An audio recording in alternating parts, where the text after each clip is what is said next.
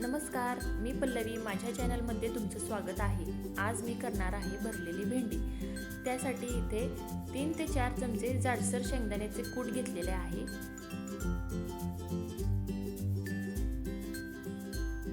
अर्धा चमचा हळद घेतलेली आहे.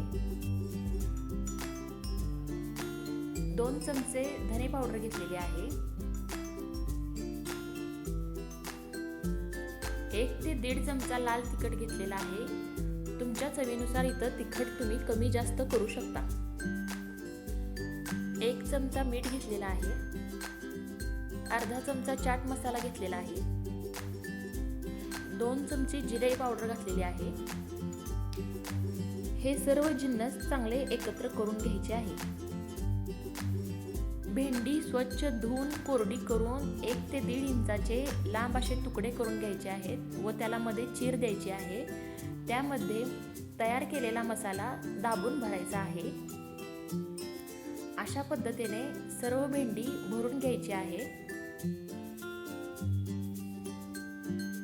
सर्व भेंडी भरून झालेली आहे. कढईमध्ये तेल गरम करून मोहरी टाकायची आहे. मोहरी चांगली तडतडली पाहिजे. कढीपत्ता टाकायचा आहे. तेलातच बारीक चिरलेली कोथिंबीर टाकायची आहे. त्याच्याने वास छान येतो भाजीला.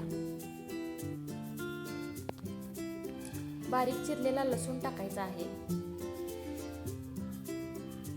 त्यावरती भरलेली भेंडी टाकून घ्यायची आहे व मंद आचेवर भेंडी चांगली परतून घ्यायची आहे.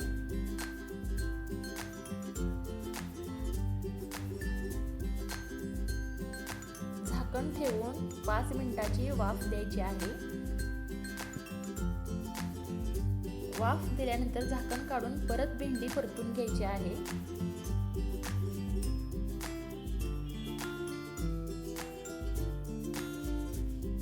भेंडी ही मंद आचेवरच परतायची आहे.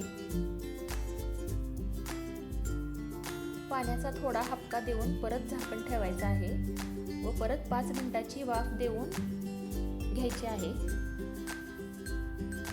भेंडी भरून राहिलेला मसाला भेंडीवरती घालून घ्यायचा आहे व परतून घ्यायची आहे.